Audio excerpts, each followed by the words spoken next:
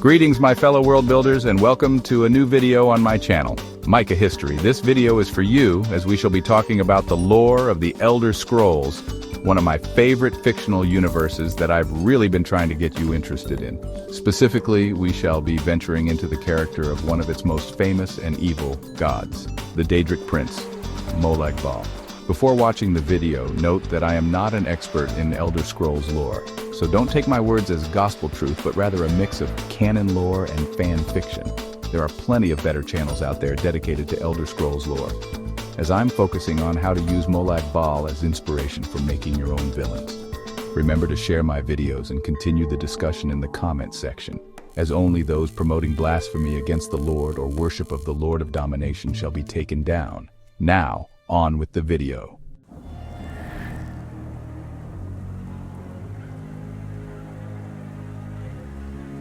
So who is Molag? In my introduction, I referred to God as the Lord. Molag also claims that title, though the phrase Lord is to be used in a different context, for within every facet of his existence, the urge to oppress and corrupt remains dominant. Of course, he is a perfect example of lawful evil, as his goal is that of domination rather than outright destruction. But that doesn't truly spare him in the eyes of judgment. In this video, I shall be describing who he is, the atrocities he committed, various insights into his character, and finally, I shall put this into practice by designing a hypothetical Daedric quest within the realm of Cold Harbor.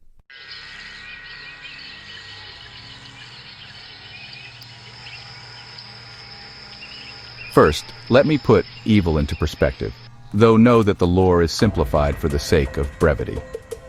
Within the Elder Scrolls, there are two types of gods. The Aedra, who helped create the world and are the literal ancestors of the elves, and the Daedra, who did not help create the world, but remain far more powerful than the Aedra due to their refusal to sacrifice themselves. As one can tell, the Aedric gods are rather decent when it comes to morality. For example, the Aedric god Arche is in command of life and death, and he teaches people to honor the cycle of life fairly well. For you, Yakov, there is Zenithar, the god of wealth, and he teaches people to earn their money fairly. The worst Aedric god is Talos or Tiber Septim, but even then, his deeds were forged in the name of building a powerful empire and bringing triumph to the race of humanity. While the elves are right to hate him for literally using the Numidium to commit unspeakable atrocities in their homeland, even according to human propaganda, the deeds of Talos were forged in the name of love for his people and his nation. And the empire created by Talos is not too different from that of the Mongol Empire under Genghis Khan. In short, it's worth it, at least according to the perspectives of those in human nations. Even the strongest elven nationalist would have to admit that Chancellor Okato himself was an Altmer after all. Then, there are the Daedric princes. These gods did not help create the world, but rather, they rule their realms within the plane of oblivion, occasionally, but not always, interfering with the lives and business of mortals. These Daedra are much more powerful, and are often corrupted by the power that was imbued in them, though that doesn't mean that all of them are evil. For example, Azura has a genuine love for her followers, as they tend to revere her beauty and supposed perfection. Malakath brings hope to the scorned and hated, and Meridia loves humanity so much that she is on a personal crusade against vampires and the undead. An example for an evil Daedric prince is Vermina, as her will is generally the creation of various nightmares and the corruption of our dreams. Under her command, her followers commit unspeakable atrocities, including acts of human experimentation and sacrifice. Her artifact, the Skull of Corruption, is powered by stealing and corrupting the dreams of random people throughout the world, turning their good dreams completely sour. Even her cults command betrayal, as seen in her quest line in Skyrim, as the price of remaining loyal to the movement is to eternally cover yourself in a sleeping gas. Another example of an evil Daedric prince is Sheogorath, the god of madness. If you were to say that he's the Elder Scrolls version of the Joker, you'd be completely correct, though his evil itself is hidden in whimsy. When interacting with his realm, one can see that he prioritizes absolute paranoia among half of his inhabitants and delusions of grandeur among the other half. When influenced by him, free will gives way to madness and loss of control over one's actions, causing even the most skilled of night crawlers and assassins to become afraid of the dark. One of his most evil deeds occurred when he fought a battle with Hircine, the Daedric prince of the hunt and werewolves. The latter, bringing one of his most powerful creations to fight in a grand and epic battle. All Sheogorath had to do was make a small, nimble hummingbird, causing Hircine's champion to claw itself to death. Sounds horrible, right?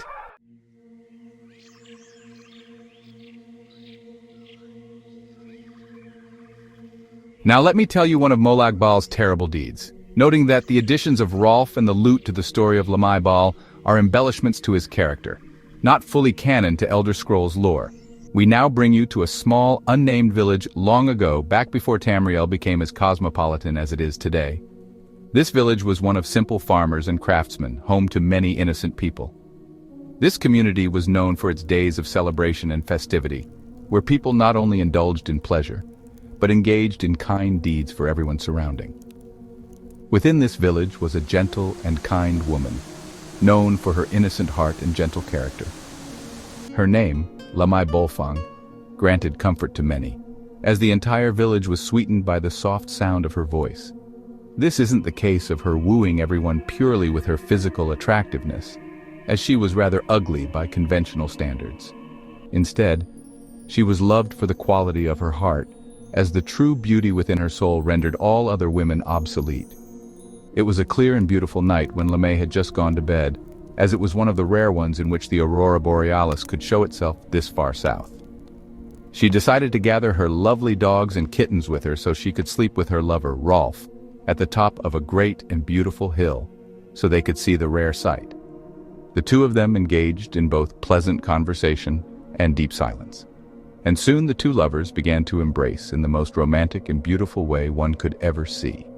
Lamai, my beloved, you know that I've gone blind long ago, that my family has died, but in their absence you have granted me peace. For this I have a simple lute to give you. I know you've played other lutes at the tavern before, the soft sound of your voice being a perfect accompaniment to their simple chords, but I hope you can now have something that approaches even a tenth of its beauty. Still, nothing can compare to the noble sound of your gentle voice. All instruments have only 1% of the beauty of your voice, and your voice has only 1% of the beauty of your heart. Lamai, I just request that you always remember the lute in your heart, okay? Unfortunately, this promise couldn't be kept, as when the two of them began to fall asleep, Rolf suddenly jolted in pain as Lamai's poor dogs and cats ran away from the scene. Out from the shadows of the forest came a powerful figure, only seen in nightmares, as he ushered in one of the most terrifying laughs one could know. This creature stood in front of Lamai Bal not as a human thief or burglar, but something worse, a terrifying freak of nature. 5 arms jolted out of the right side of his body, each carrying the severed heads of Lamai's pets along with those of humans, as his left leg suddenly turned into a disgusting and painful ooze. This creature was Molag Bal. Lamai herself looked at this disgusting monster with fear, initially unable to move because of her terror, though when the urge to run away tried to take her, she was prevented from movement due to his hypnotic stare.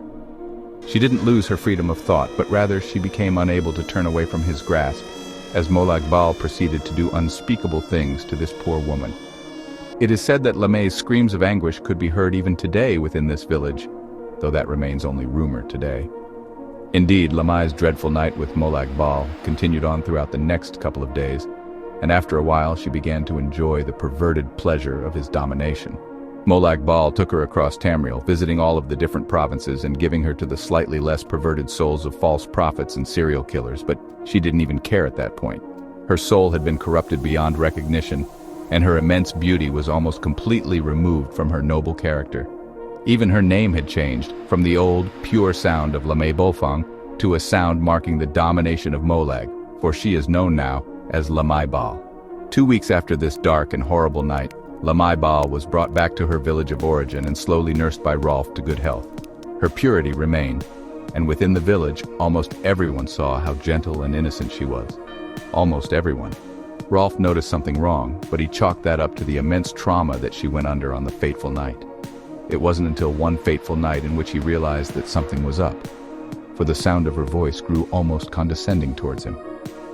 When Rolf confronted her about this, Lamai showed exactly how she had changed under the poor tutelage of Molag Bal, by committing the exact same atrocities he committed on him before slaughtering Rolf.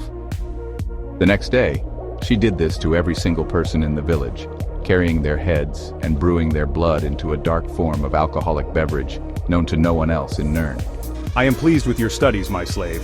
Henceforth you shall be known as Lamai Bal, the daughter of Cold Harbor. With this was the creation of the first vampires to spite Arkay, the god of death. For now, a few souls are capable of living forever by sustaining on the corpses of the innocent. However, this remains a secondary goal to Molag Bal, as his true desire was the destruction of something entirely different, the old loot of Rolf. Today, this loot remains in Cold Harbor, preserved by the pristine conditions made by its forests, yet unable to be played by a single soul. Indeed, this corruption has even reached Rolf past his death, for while he ascended to Sovngarde, he could never be happy as he was without his love and favorite instrument. Rumors suggest that he willingly gave himself to Alduin during the Dragon Crisis, unable to take the immense loss of his first love and precious instrument. Despite this immense cruelty, there are two silver linings that make him slightly better than a separate Daedric prince known as Mehrunes Dagon. First, Molag Bal is honest about how evil he is. While both Bal and Dagon have their own little realms of torture, the latter calls it a paradise and built an entire ideology to entrap the people of Tamriel. While Molag Bal is honest about his oppressive afterlife, Mehrunes Dagon built a supposed paradise so that all could be entrapped. This also goes into another aspect of their character: honor. While Mehrunes Dagon will happily tear up a contract and throw away his worshippers, Molag Bal knows when he has been bested and will abide by his word, even rewarding those who have been his victims.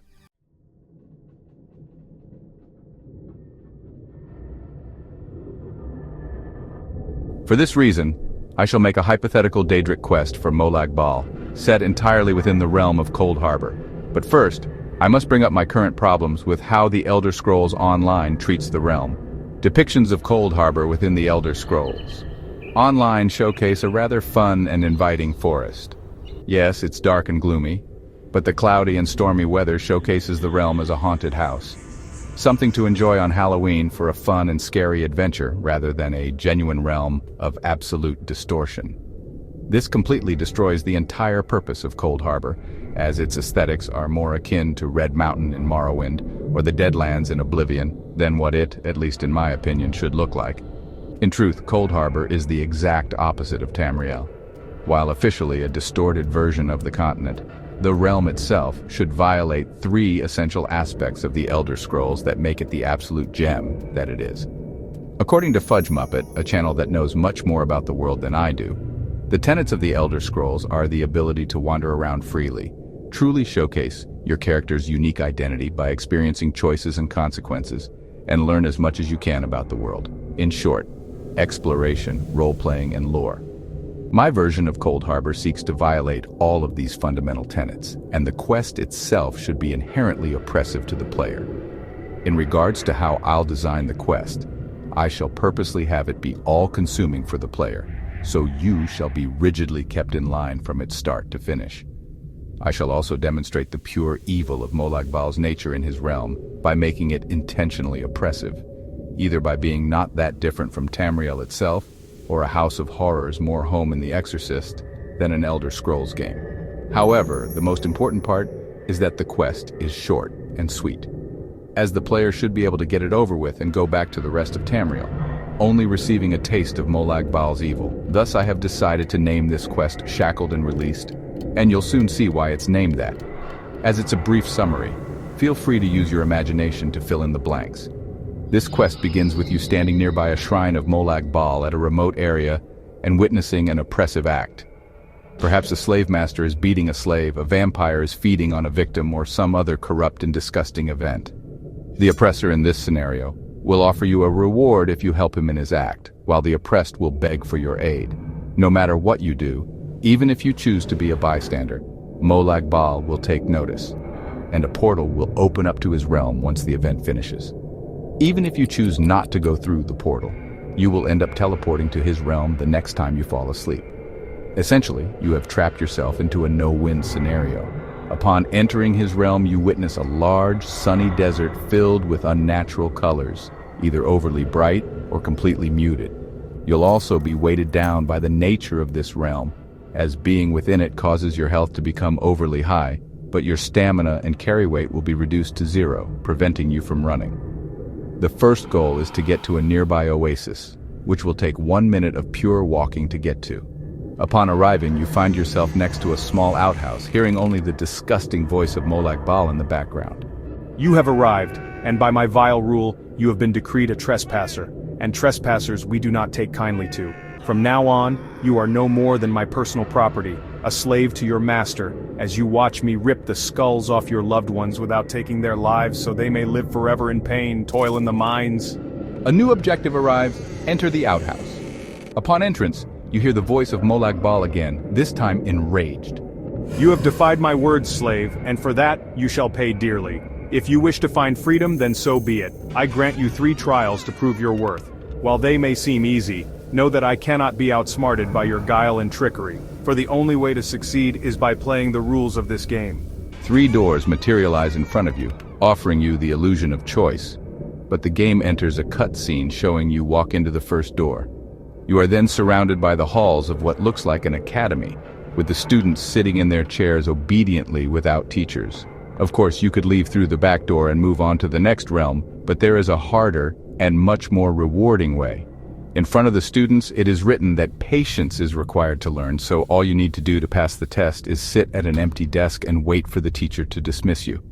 As it's an Elder Scrolls game, the teacher will arrive shortly.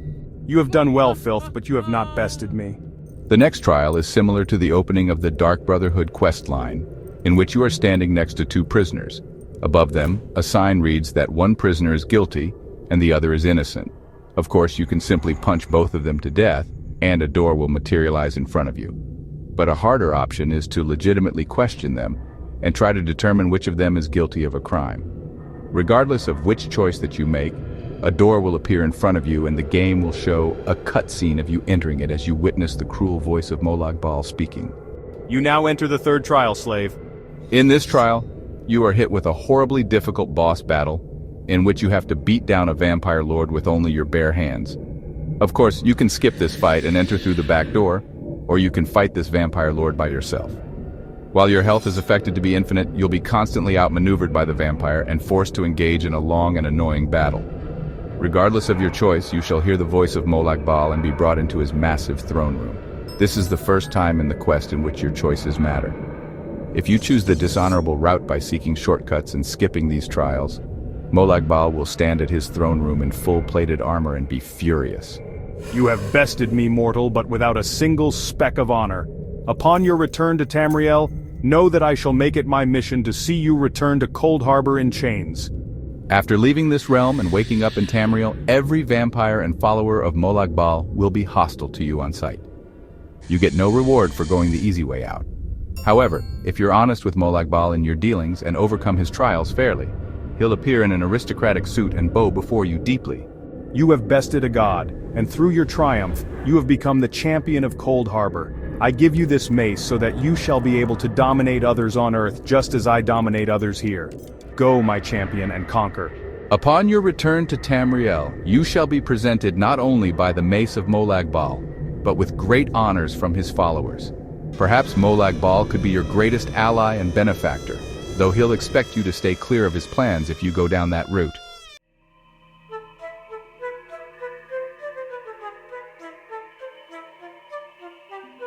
Anyways, that was my video regarding the Daedric prince, Molag Bal. And as always, the Lord is the divine source of creation. He who is beyond all, the honored, blessed, and great, most powerful, most beautiful, most noble, most wise, and most loving. For he who is beyond all is love itself. Amen.